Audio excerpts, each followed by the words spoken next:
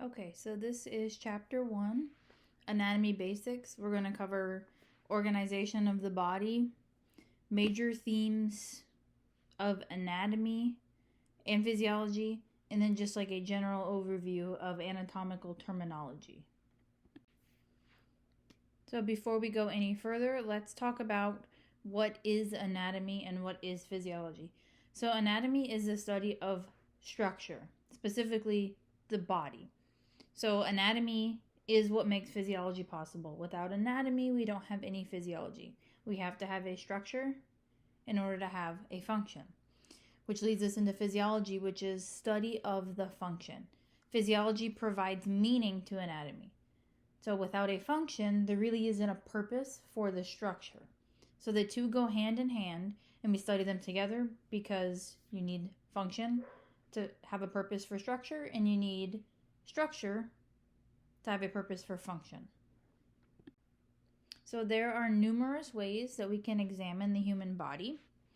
Many of these ways are things that are done clinically. So first we have inspection, which we're just looking at it, inspecting it with our eyes. We're not touching, we're not feeling, we're just looking. Palpation is feel. When you touch, when you push, anything like that is palpating. Auscultation is listening to sounds produced by the body. Typically, we do this with a stethoscope.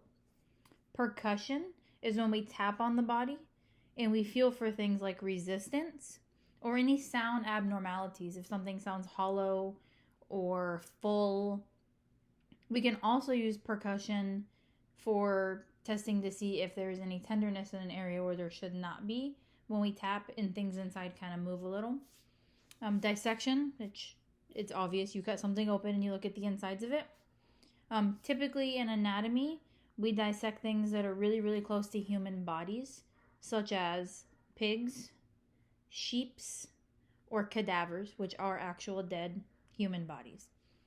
Cadavers are the best because it's the real deal, but pig and sheep are very, very close anatomical relatives to the human body. We have comparative anatomy, is when we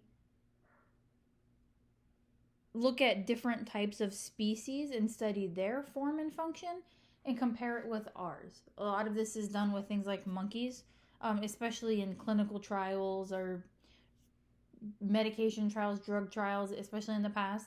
We've used animals, monkeys, lab rats, things like that, and we've done procedures on them, given them medications, and then looked at their anatomy and compared it to ours and seen the changes and effects it had on them.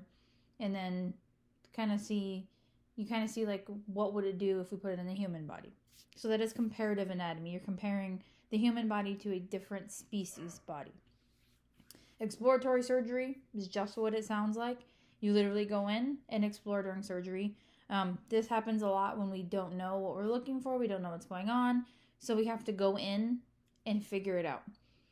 This can be replaced in some situations by medical imaging, x-rays, CT scans, MRIs, sonography. All these things can be used to see inside the body without actually going inside of the body. However, sometimes we still need to do exploratory surgery because we are limited in our views when we use medical imaging. They're not 100% accurate and they don't show everything. Radiology, it's another type of medical imaging, x-rays basically. We use these to see dense structures inside the body, specifically bones. And then we have comparative physiology, which is very similar to comparative anatomy, but it is comparing the function of different species organs to ours and learning from them. Well, if this animal's heart functions this way, does ours have a similar purpose or functionality?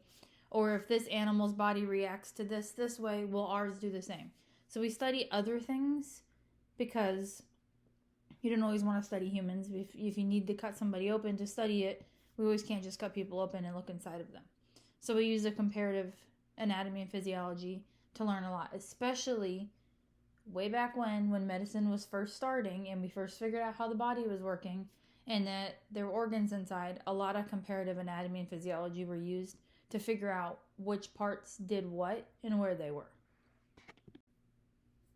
Okay, Within the human body, there is a hierarchy of organization, starting from the smallest thing up to the largest thing, which is the whole human. So we're going to start at the bottom and work our way up. The smallest particle that is in your body are atoms, which make up molecules. Molecules make up things like water and other electrolytes and anything else that's in our body. These molecules can connect and form things and make up organelles.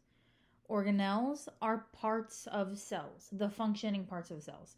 So within a cell, there are little parts that do things, that have jobs. Those are the organelles. The organelles together make up a cell. A cell is the smallest unit of life. So a cell is living and it's functioning all within itself on its own, and it is living. Organelles and molecules are not living, a cell is. Okay, so we have a bunch of cells and they can come together and they can form tissues. There are different types of tissues. They can make bone tissues, skin tissues, heart tissues. So these cells, depending on what types of cell they are, come together and they make tissues. Tissues then come together and make organs. Again, it all depends on what type of tissue it is. Depends on what kind of organ. So if we have cardiac tissue, which is heart tissue, they would come together to form the heart. If you had esophageal tissue, that's tissue that is in your esophagus or your throat where the food goes down, that would come together to make your esophagus. So depending on the type of tissues, organs are made. And then organs come together in a system to make an organ system. So it's certain organs that work together form an organ system. For instance, the right and left lung and your trachea come together and they make your respiratory system. Your heart and the blood vessels come together to form your circulatory system. So certain organ systems come together. And when you have all of the organ systems in place and they are all working together, you make an organism, which the organism in our situation here for anatomy is the human body. So you start from small molecules and atoms and work your way all the way up to the whole body. There is a structure of organization, and it is in order from smallest to largest, most simple to most complex. Obviously, the entire human body is going to be more complex than one cell, because within the human body, there are billions and billions of cells, so it's going to be much more complex. Continuing on with our hierarchy of the body, the most complex thing at the very top of the hierarchy is an organism, which is the whole human. Next, we have the organ system, which is a group of organs that work together for a specific function or functions. Some systems have more than one function. Within the organ system, we have organs, which is the next thing down the list. These structures are composed of two or more types of tissue that work together to carry out a specific function. An organ has very defined anatomical boundaries. So it is very, very clear what organ this is, where it starts, where it ends, the inside, the outside. It's very, very clear. You can have organs inside of other organs. And we will talk about this when we get to some systems. So it is very important that we have defined boundaries so we know where one organ starts and the other one ends. Within the organs are tissues. Tissues make up organs. They're similar cells or products of cells that form to make an organ and give it its specific function. Different types of tissues make different organs because different types of tissues can perform different functions. It's very important that tissues that are carrying blood through the body can carry the blood through the body, where it's not as important for those tissues to be very, very strong and structurally protective like bone tissue. So certain types of tissues have different functions, and those functions lead to which kind of organs they can make. Tissues are made of cells, which again is the smallest unit of life. It can carry out all basic functions of life. It is considered living. And inside the cells, the working parts of the cell that carry out functions are organelles. Every cell has organelles within them, whether it's their energy-producing mitochondria, their photosynthesis, completing chloroplast, the protein-making ribosomes. Every organelle has a function within the cell. Inside of the organelles are molecules, which a molecule we'll talk about next week in depth is two or more atoms combined together. Okay, so the largest molecules that are in our body are proteins, fats, DNAs, those type of things. They are called macromolecules, macro meaning large. And we'll talk about those next week when we talk about chemistry. But there are many molecules within our body that are very, very important for carrying out the functions that we need to live. And then the smallest thing is an atom, which is the smallest unit of matter. Everything is made of atoms. So it's the smallest particle that we can literally make anything out of. And we do have them in our body. Even though we're made of cells, we still have atoms within our body. So in biology, we have these things called characteristics of life. And in order for something to be considered alive, it has to possess all of these characteristics. Not 1, 2, 3, not even 90%. Every single one of them has to be possessed by the organism to be considered living. So we have all of these because we're obviously considered alive, right? We have organization within our bodies, meaning that we have hierarchy levels. We have cells that make tissues, that make organs, that make organ systems, and eventually make our whole body, right? And we use the energy to maintain this order and maintain this organization within our body. We make energy, we eat food, we burn the fuels from it, all these kinds of things. That maintains an organization. We are made of cells. Everything that is alive has to be made of cells. If it is not made of cells, it is not alive, ever. Okay. If it has cells in it and it's no longer living, it was definitely alive at once. So if you cut into a piece of wood, so you have a wood cutting board, you cut into it, you can see the cells because it was once a plant. It was a tree of some sort, right? So it has to be made of cells to be considered living. Metabolism. Everything living has chemical processes that happen inside of the body of the organism, whether it's photosynthesis or making energy or breathing. All these chemical processes make up your metabolism. You have to be able to respond to a stimuli internally and externally to be considered alive. So something happens outside and our bodies respond to it. So for example, it's really, really cold outside. We start shivering, trying to produce heat. That is a response to external stimuli. It's cold, we need to warm up, let's shiver. If we didn't do that, we would die really fast. The response to a stimuli helps us maintain homeostasis, which just means an internal regulated environment. So internally, our bodies regulate themselves to try and keep our body at this optimal balance for like optimal health and living. We also have development, which is just another word for growth. We are born small, we grow until we're like, 15, 16, men grow until they're like 21. That's still development. So our bodies are developing and changing. Things that don't develop or grow are not living. So viruses that just replicate themselves all the time and don't change at all, and they don't grow or develop, are not living. Reproduction. So as a species, we reproduce. Humans reproduce. You don't have to reproduce on an individual level to be considered alive. If somebody is infertile, they are still considered to be living. But as a species in whole, we reproduce, right? All living things reproduce as a species. Every once in a while, there might be one that can't, but still as a species, they're considered living. And then the last thing that you have to be considered alive is the ability to evolve over time. So evolution is just genetic change, mutations or adaptations over time from generation to generation. So as time goes on, the genetics should improve or adapt to better fit their environment, and that is evolution. As humans, we have been doing this for as long as we've existed. Tons of other species do this. There's even evolution happening right now that we can see in us and in other animals just to better fit to their environment. Things that do not evolve and adapt to their environment eventually die out. And if you don't have the ability to do this, you were never considered living in the first place. When studying anatomy, it's always important to remember and keep in mind that there's always a possibility for anatomical variation. And this just means that no two humans are going to be exactly alike, and there could always be something that differs based on anatomy. For example, you could have a person that lacks certain muscles. They could have a different number of spinal vertebrae. They could have missing organs. Or they could have reversed organs, or situs inversus, where the left-sided organs are on the right and the right-sided are on the left. So all these are forms of anatomical variation. And when we teach anatomy, we teach the most common organization of structures.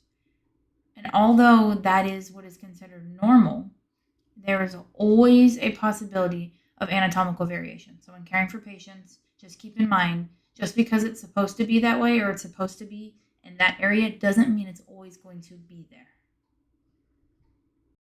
Here are a few examples of anatomical variation. So you can see in the first image, we have a person that is missing part of their leg.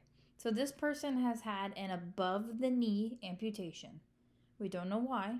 They could have had an injury, they could have had sepsis, they could have had gangrene, they could have had anything happen, but for some reason the doctor thought that it was the best practice to amputate their leg above the knee.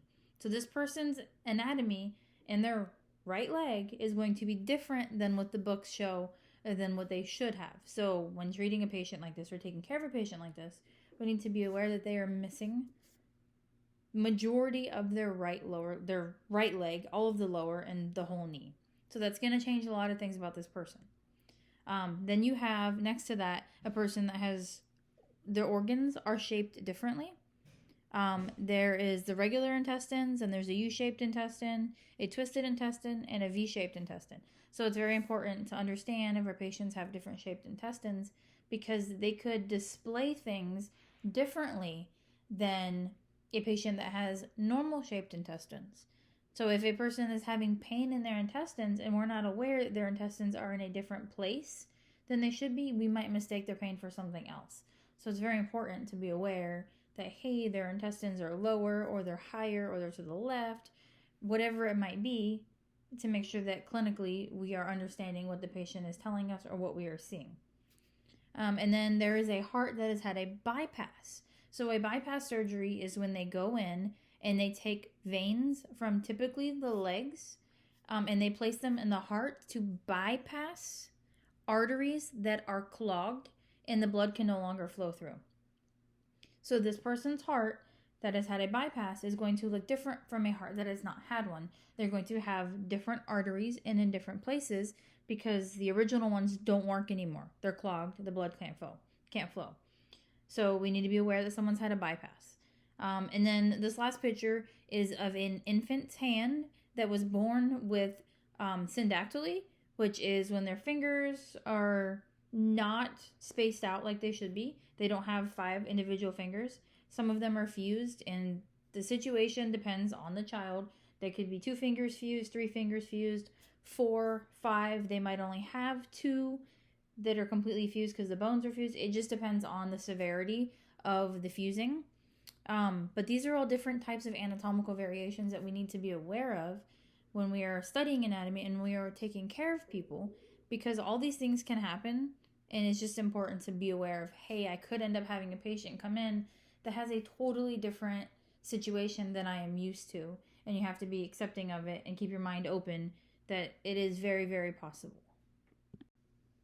Along with anatomical variation comes physiological variation. So anatomical variation is not as common as physiological variation.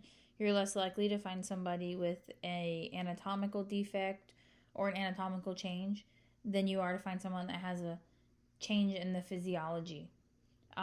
So things can change physiologically naturally, just based on age, diet, weight, physical activity, and even gender. Okay, genetics and environment can also play a huge role in the physiology of our bodies.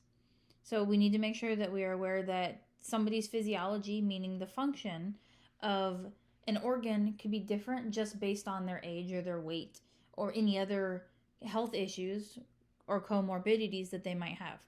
So typical physiological values that can change. So a 22-year-old male that is 154 pounds that performs light physical activity every day and consumes 2,800 kilocalories a day would not have the same physiological values and processes in their body as a woman that is 128 pounds and takes in 2,000 kilocalories a day and has everything else the same. So obviously, the 154-pound man is probably going to burn more calories. His cells are going to process more. He's going to pump more blood. He's going to need to produce more oxygen. If he's eating more, his digestive system is going to work more than the woman who's 128 pounds. So we need to be aware that things vary from person to person. And it's not as rare as the anatomical variation. When you're treating a child versus a teen versus an adult versus an old person, there's going to be great physiological variation between them. Failure to consider the difference in the variations physiologically can lead to over-medicating people or under-medicating people, because women you typically need less medications than men because men have higher metabolism. They will metabolize the meds faster. And especially elderly and children, they metabolize much slower than adults. So being aware that their livers work slower or their digestive system works slower will help us treat them better and make sure we're not over-medicating or doing anything like that, because we're not aware that there are changes in the physiological aspects of their body just based on age, gender, size, any of those things. So I briefly mentioned homeostasis back on the characteristics of life slide. So let's talk a little bit deeper about homeostasis. So homeostasis is something that all living things do.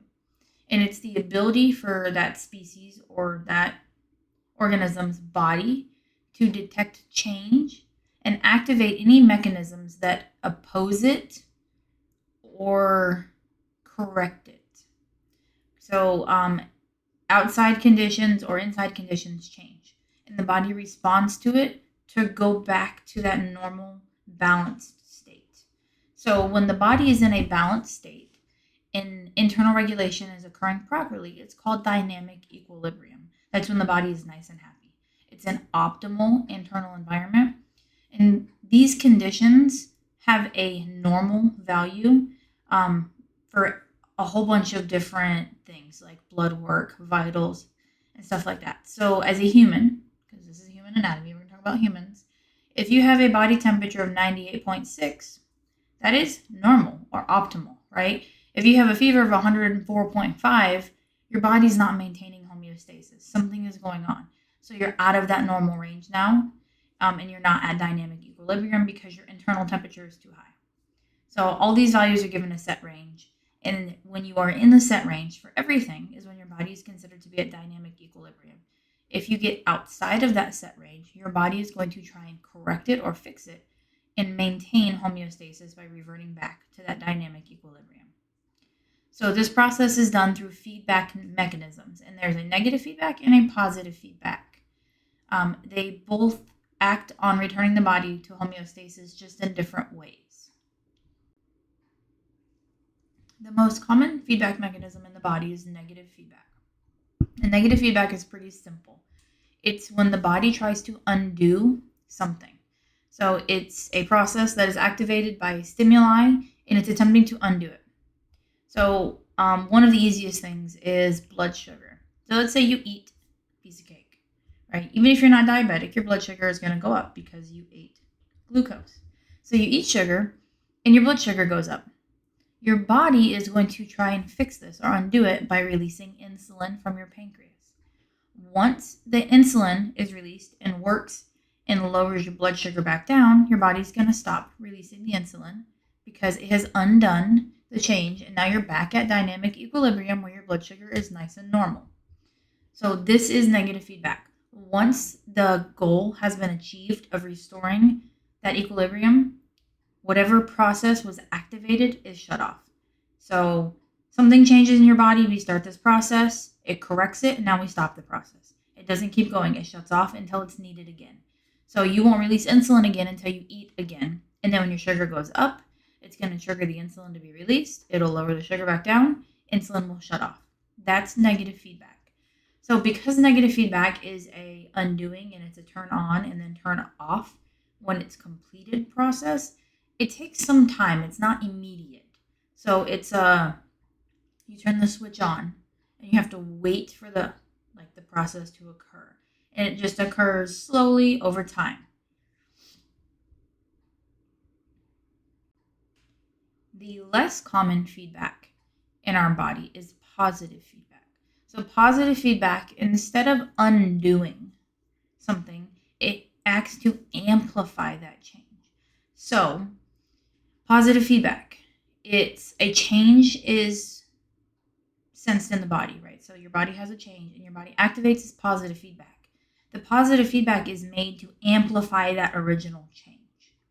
So it produces rapid change because it's like multiplying the changes instead of slowly correcting them. And it can be very dangerous if your body does not regulate it properly, because it just amplifies change over time really, really fast. And before we can stop it, it may have been amplified extensively to where it can cause lots of damage. So one of the most common positive feedbacks, one of them, is breastfeeding. So during pregnancy, women produce hormones that cause prolactin to be released, which is a hormone that causes you to lactate or produce breast milk. As long as the baby is nursing, you will continuously produce that hormone and continue to produce milk. Once the baby stops nursing, the hormone will stop. So you release hormone, you make breast milk, right? Baby nurses. It amplifies the releasing of that hormone, of prolactin. You make more breast milk, baby nurses. It amplifies the releasing of the hormone again. And it's a continuous process where it doesn't shut off until you stop having the baby nurse. So if this was a negative feedback mechanism, you would produce breast milk, right? The baby would nurse. Once the milk was gone, the body would be like, okay, we're back to normal equilibrium now. We don't need to produce anymore. We're done. But that doesn't work because the baby's going to need to eat again in a couple hours. So breast milk production is a positive feedback mechanism. And as long as you continue to give the stimuli of the baby nursing, the milk will be continuously made unless there's another medical condition that's causing, like problems with lactation. But it will cause the brain to release the hormones to produce the milk as long as the baby continues to nurse. Moving on, we're going to get out of anatomy for a second and go back to basic science. And we're going to talk about the scientific method and why it's very important in every branch of science, but specifically anatomy, and why it is really important clinically. Okay, the scientific method, I'm sure everybody has heard of it. You have probably taught this in elementary school, middle school, high school, every year, every science class. But it is really important. And whether you think you use it or not, you use the scientific method every day in your life. So the scientific method is a process of performing science, including careful observation, logical thinking, and proper analysis of observations and conclusions.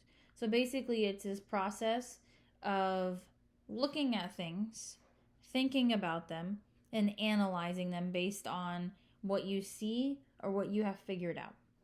So science and scientific methods set standards for truth. In science, we're always seeking the truth and the why behind everything. We're not looking for this off-the-wall theory of this could happen because of this and this and this. We really don't care about that. We want to know the why and the absolute truth. So the steps of the scientific method include asking a question. The first thing should always be a question. Or you're like, hey, how does this work? Or what does this do? Or what if I did this? You always start with a question. In clinical significance, the question is usually, what's wrong with my patient? Why are they hurting? Why is this not working? You always start with a question. Second, you're going to form a hypothesis. So the hypothesis is your logical prediction of what you think is happening, going to happen, causing this. So for instance, why is my light not working? That's your question. Your hypothesis could be, well, my bulb is burnt out, my power is off, or the wiring is bad. Any of those logical explanations that you could come up with would be your hypothesis. The next thing you're going to do is perform an experiment. So in our situation with the light bulb, I'd go over and take the light bulb out, maybe put a new light bulb in. Or go check and see if the breaker was flipped, if the power was out, or if someone, flipped a breaker, check other lights to see if the whole power is out in the whole house. Whatever it might be, you're going to go perform your experiment. Your next thing is going to be analyzing your data. So for every little step of your experiment, you're going to look at the results and take note. Okay, I put the new light bulb in, but the light still doesn't work. So it must not be a burnt out light bulb. Then you move on to your next step, and your next step, and your next step. And your conclusion is going to be what you collect at the end from the data. So if I put a new light bulb in and it did not work, then I know one of my conclusions is not burnt out light bulb. Okay, if I went in the garage and the breaker was flipped, then my conclusion would be breaker was flipped. I would flip it back on. Now the light bulb works. So those are the steps that you're going to go through. You're going to ask your question. You're going to form your hypothesis. You're going to perform your experiment. Look at all the data that you have from your experiment. Collect it, analyze it, and from that data, you're going to form a conclusion. So let's take the scientific method into the clinical scenario. So a patient presents to the ER with pain to the right lower abdominal quadrant. Their right lower quadrant, which is right of the belly button going down near the groin. Okay, they also have nausea, vomiting, and an elevated temperature of 103. Onset or start of symptoms was approximately 4 hours ago per the patient. So the first thing we're going to do is ask a question. In this situation, your question should be, what is wrong with my patient, right? They're hurting, they have a fever, they're nauseous, they're vomiting, something's not right. So in my head, my question is, what's wrong? Okay, so I'm going to form a hypothesis.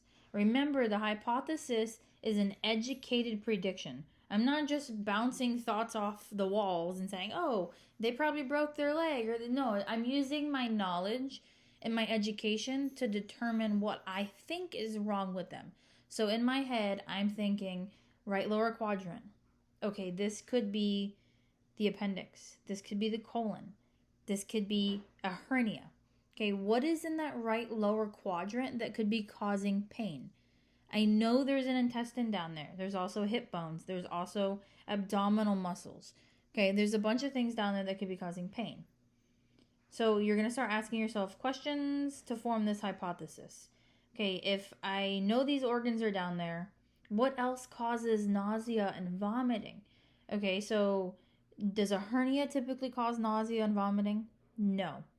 Does appendicitis typically cause nausea and vomiting? Yes. So I'm going to form the hypothesis that this patient has appendicitis. Then I'm going to go to my experiment. Well, how do we determine if a patient has appendicitis? We're not just going to put them in the lab and start dissecting them. We're going to do things to where we can try and see inside of their body. Let's order some CT scans because that's the best way to see things. Or an abdominal ultrasound. Okay, an ultrasound of the appendix specifically in the bowel, the large intestine. We want to see what's going on in there. Okay, after we get those findings, we can analyze the data. We can look at that and say, oh, their appendix is really, really large. It's definitely inflated, and come to all these conclusions because of the experiments we already conducted. Remember, medical imaging, drawing labs, palpating, auscultation, percussion, all of those things are part of collecting data, which are part of the experiment process. We get all these data collected, and then we put them together and we look and say, okay, from the labs and from the CTs, this patient has appendicitis. That's our conclusion. Okay, we present that to the doctor. The doctor says, yes, they have appendicitis. And then they go for the surgery, take the appendix out, and the patient's fine. But if you look at the way this patient was addressed from the time they came into the ER to the time they were diagnosed by the physician, the scientific method was followed. So you need to be aware that this method is definitely something that you're going to utilize, whether you think you're using it or not. Most of the times when we're problem solving in our life, we are using the scientific method. The inductive method is part of the scientific method, and it's a process where you make lots and lots of observations until you become confident in making predictions. So the inductive method is like practice till you get perfect at it, basically. So we're going to look at things all the time until we become confident that we know what we are doing. So an example for you would be a radiologist, a doctor that looks at x-rays. A radiologist is going to spend years and years and years training to be a radiologist by looking at x-rays, reading x-rays, looking for specific things on x-rays, and identifying different aspects of x-rays before they're actually going to practice as a radiologist, because they're not confident in the very beginning. They got to practice and practice and practice. So looking at it for a very long time will help you become more confident in making those predictions and generalizations about what you see. So it's the practice makes perfect method. Anatomy knowledge was actually obtained by this method. It took hundreds and hundreds and hundreds of years for anybody to even figure things out about the body. They started studying the body like thousands of years ago, but even in recent medicine, the last 50 years, we have made great strides. So just looking at things over and over again until we become confident in it is very common in anatomy and in medicine in general. So in science, we need proof. Like I said before, science is seeking the absolute truth. So if we want the absolute truth, we need proof of it. So proof in science are reliable observations that can be repeatedly confirmed. Okay, and they can also not be falsified.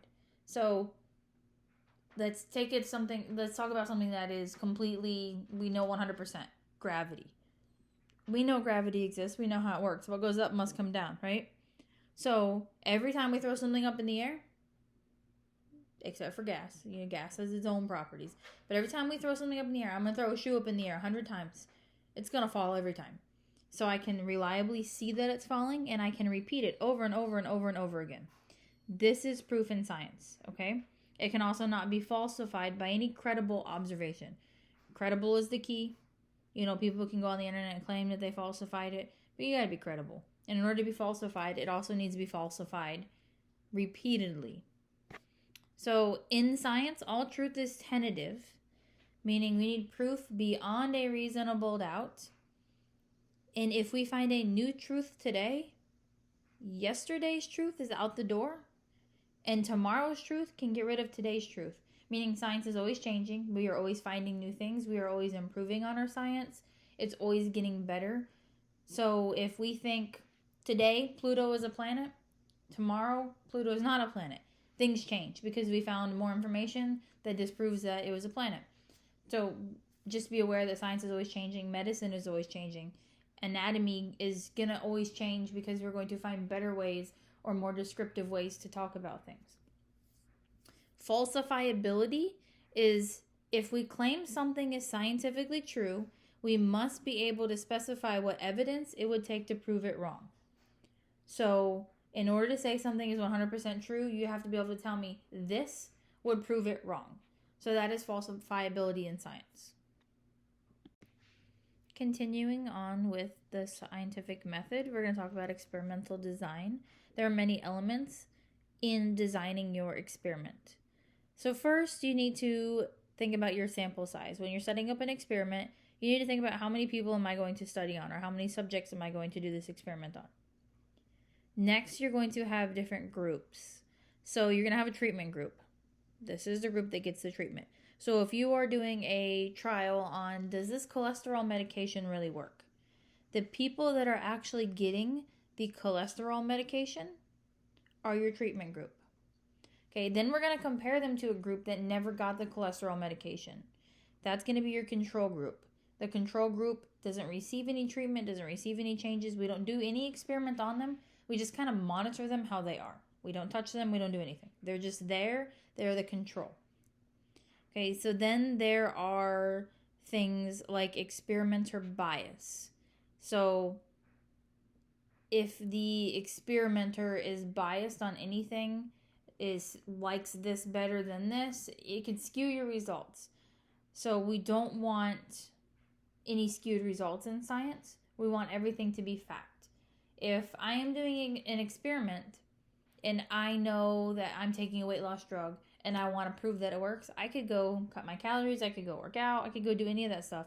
And that's going to skew my results for what the drug can do. So we want to make sure that there is no bias for the experimenter. So we do this by not letting the person in the experiment know if they are in the test group, the treatment group, or the control group. That is called a double-blind method. Nobody knows whether they're getting the meds or not. Okay? Then there is also the placebo effect, where people think they are having changes, but they're really not. So when we're doing an experiment with placebos, we have two groups. One group gets a pill, one group gets another pill. One pill is the actual medication, and one pill is just a sugar pill, a fake pill. But the people getting that fake pill might think that they're having results. That is called the placebo effect. So this affects their state of mind or even their physiology, because the mind can play tricks on the body and make you think things are happening that are not, and actually make the body do things.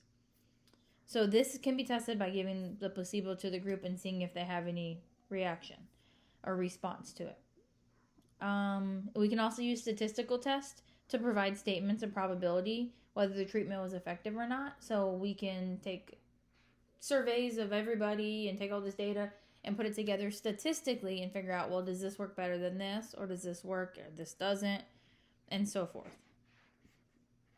A little more science lingo for you. Facts, laws, and theories. So in science, we have facts, laws, and theories, and they are not the same as facts, laws, and theories in everyday life. So in science, a fact is the truth. It is something that can be verified. It happens, that is it. We can verify that it happens. Going back to our gravity example, what goes up must come down. The apple, when I throw it up in the air, is going to fall. That is a fact. Okay? So when we get into laws, science laws state what happens. Just what happens. Nothing else.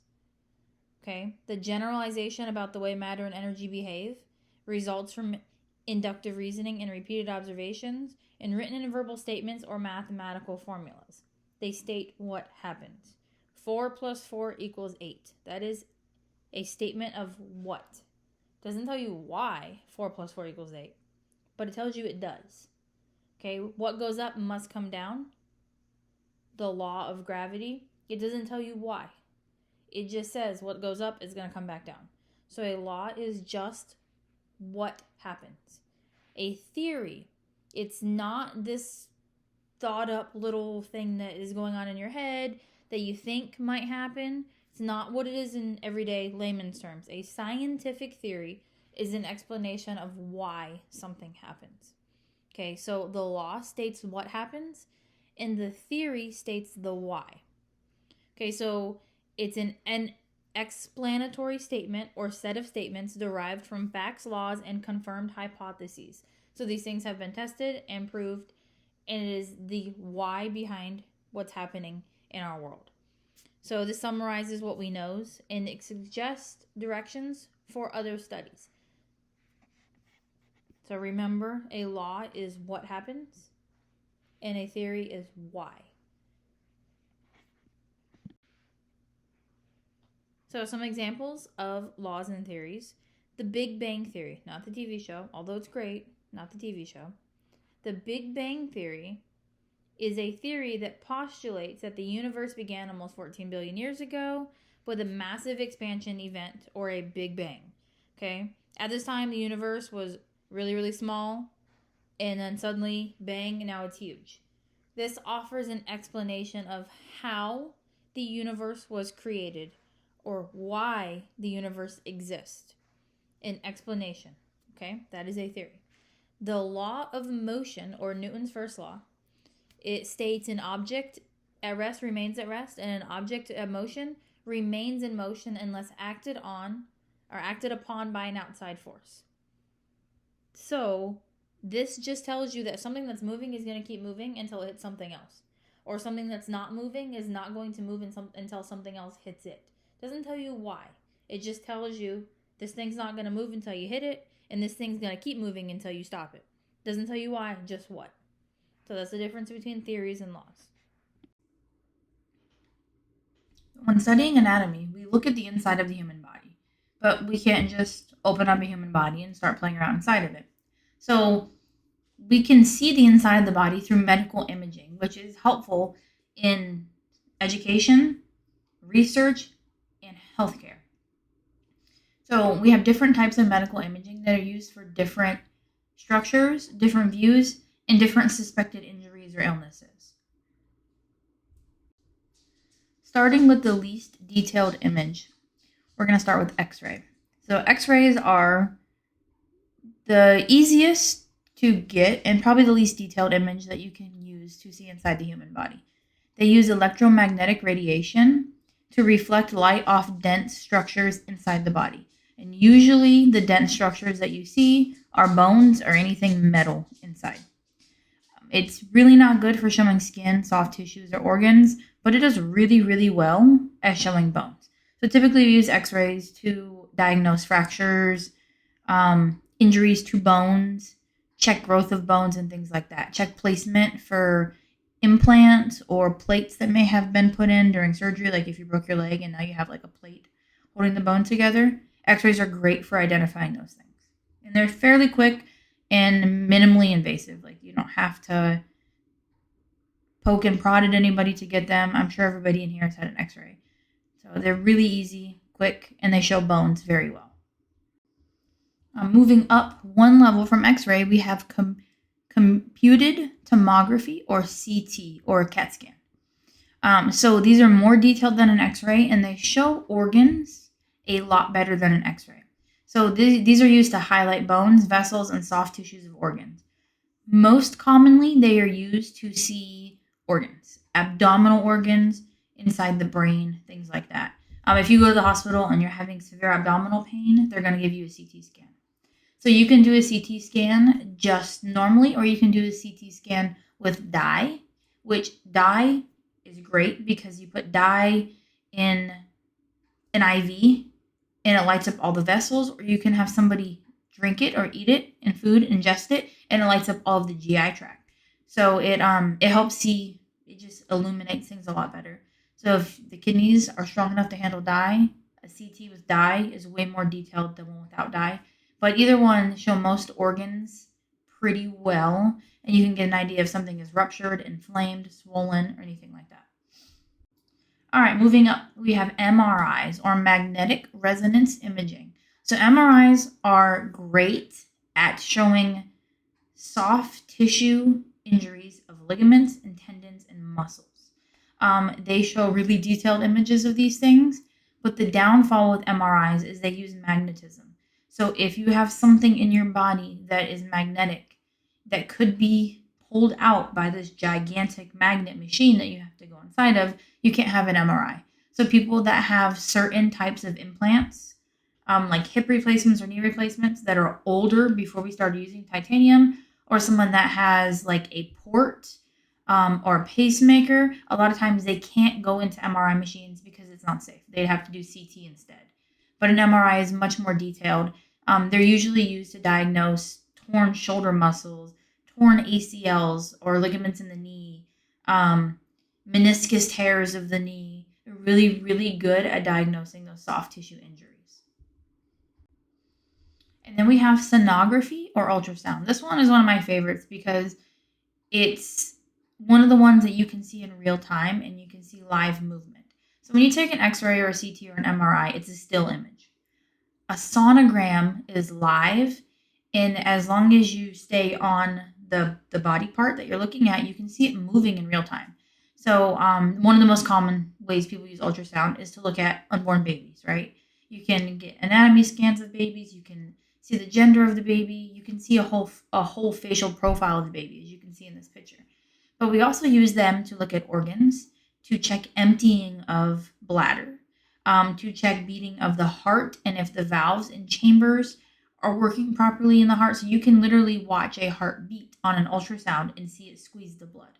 So ultrasounds are one of the most like non-invasive way to see inside of the body in real life with movement. So those ones are really cool at diagnosing functional issues where you need to see if something is actually moving and working properly.